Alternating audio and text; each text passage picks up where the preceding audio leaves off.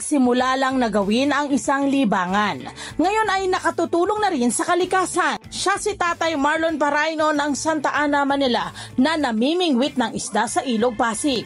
Bukod sa pagkuha ng isda, isa na rin si Tatay Marlon sa nag-aalaga at sinisigurong malinis ang ilog. Sa mga kalugar natin na nasa tabing ilog, iwasan na po natin ang magtapon ng basura sa Ilog Pasig kasi napapakinabangan na po natin ito, buhay na po ang Ilog Pasig. So makakatulong ito sa atin sa pang-araw-araw na pamumuhay. Matuto tayo kay Tatay Marlon kung paano ingatan ang ating kapaligiran dito sa KKB, Kwentong Kabarangay. Ayun na, nakikita ko na siya. Nasisilip ko na si Tatay. Hi po! Tay, halika muna rito! Morning po! Anuin muna namin. Storboyin muna ang pamimingwit po ninyo ng ng flying fish. Flying fish! Ay, meron na agad! Tilapia! Ayan! So why not? Ano gagawin nyo dyan ngayon? Pagkita natin sa tilapia yun, no? Buhay na buhay. Anong pinang-ano nyo dyan, Tay? Pain po. Bulate po. Bulate, yun talaga. Yun yung classic na ginagawa natin. Ito yung ating bulate. Ayan yung kaliang bulate. You know. Ayan. Sir Marlon, bati naman kayo ha. Ito po si Tatay Marlon Paraino. Bati naman kayo sa ating mga kabarangay. Magandang umaga sa lahat dyan. Yes. Lalo na sa mga punta anglers. Yes. Punta anglers. Yes. Ayun ang tawag nila sa grupo nilang namimingwit. Ilan na kayo? Ilan kayo sa grupo? Mahigit 80 na po yun. Uy, marami. Taga sa isang barangay lang po yan. Iba-ibang barangay. Iba-ibang barangay po. Buwas at buong punta po. Kailan po napumpisa ito? Paano nyo po inumpisahan ito? Nakahiligan itong pamimingwit? Actually, dati pinanunod ko lang sila eh. Tapos bigla akong nainganyo. Kinahawakan ko yan para sa'yo kasi... nainganyo. Tapos? Ginawa ko, bumili ako ng tansidya sa hardware. Tansi! Ito yun! Ito yung ganito. plastic. Tsaka hook. Ayan, correct.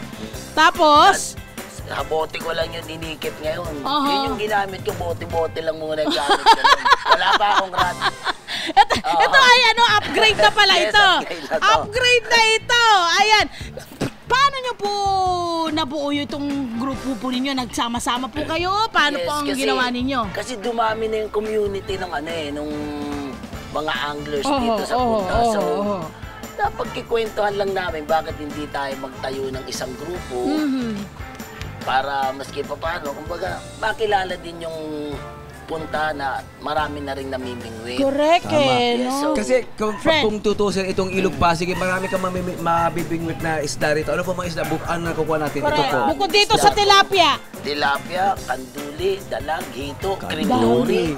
Ano po? Krindori, pangasius. Pangasius. Mahal yun Yes, meron pala rito.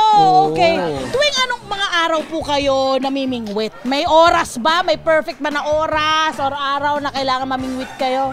Sa pag-season ng hulihan, mula July hanggang March. July to March po yun, marami yan. Anytime pwede ka mamingwit sa marami. Pero pagdating kasi ng April to June, medyo mahina na current ng tubig pababa. So, naabot na ito ng pag nag-high tide ang dagat.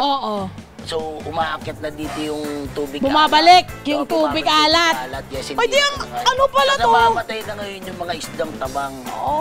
Kaya seasonal din. Akala ko naman parang magiging brackish water. Hindi pala.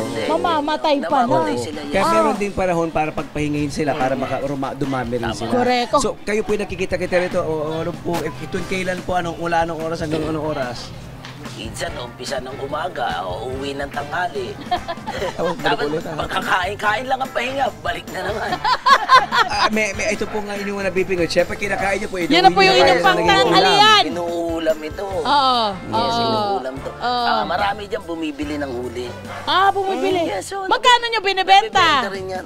Magkano nyo binibenta? Halimbawa, itong tilapiyang ito. Magkano kilo? Kasi sa palengke, umaabot na siya ng 110, friend. Ang mahal na ngayon. Siyempre, mura lang ang bentahan nito kasi ang mga bumibili naman yan, mga kaibigan lang. So parang 80 lang, ganyan. Kaibigan lang.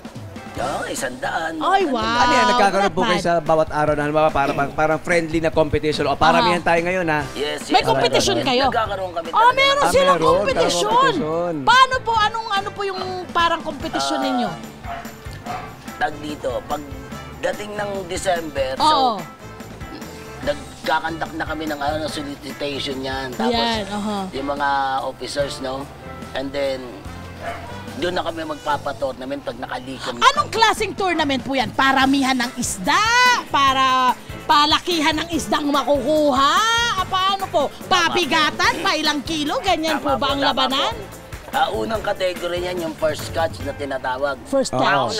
Paunahan makahuli. Oh, Yes, okay. paunahan makahuli. Tas Okay. after nun, yung any other species na kasi more on tilapia lang talaga ang Yes. category Makukuha. namin. Opo. Dapat doon sa other species naman, may premyo din bawat mahuli mong Kung ano mang species ang mahuli mo. So kung iba't ibang species mahuli mo, makakarami ka ng papremyo? Yes, mas marami. Ay, ang Depende taray, pa, friend. hindi mo Lumalabas yes, ba ang itong organisasyon nyo ay mayroon pang ibang mas malalim na mensahe?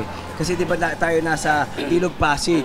Ano po ba ang inyong mga iba pang mga advokasya para po pangalagaan ng Ilog Pasig? Mabuhay Oo. pa rin. Actually, kami na mga anglers, pinipigilan namin ng mga tao na magtapon sa Pasig River. oo nga At po meron eh. din kaming mga pagkakataon na naglilinis talaga kami din ng ilog. Correct, alam nyo ba, tingnan nyo, pakita lang natin, Vice. Tingnan mo Ito, tong puno sandali, na to. ito, Wait. Tingnan lang natin tong puno na to. Yung mga puno natin dito. Kasi si Misan tumataas ng tubig dito. Ayun, Tama po ba? pasensya na, may nahuli Ayun, na may naman nahuli po. na naman. Ang Ang bilis, bilis mo ah. naman. Alam agad niya na meron siyang nahuli. Ang bilis! Nakikita nyo, friend, di ba napansin natin kanina, itong mga puno rito, may mga basura Iba na po sa eh. taas ng puno. Imagine mo yan. Iba po kasi yung bunga niyan. Basura na yung bunga.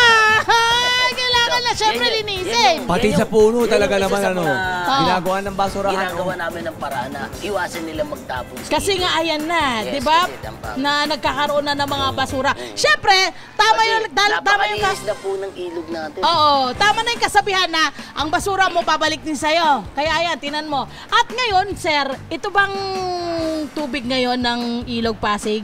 Mas maganda ba ito ngayon kaysa 10 years ago? Yes, Paano super. ba? Yes, Anong super. anong Dati kwento kasi nyo Ano naging riyan? improvement niyan? Dati kasi, kumbaga stagnant to no? Oo. So, nung mag-dredging Puro sila ano, dito, puro ganun, water yes, so, lily. Tsaka yung mga puro factory yan tulad ng gasol, yung mga ano. Kung ano man ang tipo, meron, di ba, mga may tipo dati factory. dyan. Okay, Sa okay. Ilagis. So, malangis yan dati. Ngayon, Ngayon wala na, napakalinis na po ng ilog. so ano ang parang kontribusyon ng Barangay 901 dito po sa paglilinis mo ng inyong nasa tapat niyong Pasig River? Hindi lang naman Barangay 901.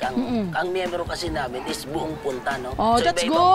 barangay. That's good. So, ang Barangay 901 ay nakikisa dun sa Yun. sumusuporta sa ano namin. Oh. Sa grupo namin. Oho. So, isang Barangay 901. Ano ho yung benepisyo nitong inyong grupo, nitong inyong pamimingwit sa inyo Sa at pati sarili, na rin wala. sa mga kabarangay niya na impluwensyahan niyo ba sila? Paano po ba? Yes, tama po. Ang ano dito, actually, napakagandang habits ito Kasi, Habi, oo nga. kasi, unang-una nalilibang ka na dun sa mga portion at mga pagkakataon na marami kang iniisip na pagdating dito. Nare-relax Relax ka. Oo, napaka Kasi tsaka Pag-uwi mo, peaceful, may maghihintay ngiti ka ka. lang eh. Meron din po ba kayo mga clean up drive na ginagawa? Dahil marami na rin. Correct. Di ba, baka naman, yun nga banggit ko kanina. o baka na- pwedeng mas patagalin pa natin or palakihin pa natin. Yes, ano? tama po. Tama po. Sa mga darating na araw iyan din isa sa mga... Sa isang Oo. taon, sir, halimbawa, dito po sa inyong lugar, or sa buong punta, ilang beses po kayong parang may clean up drive na ginagawa?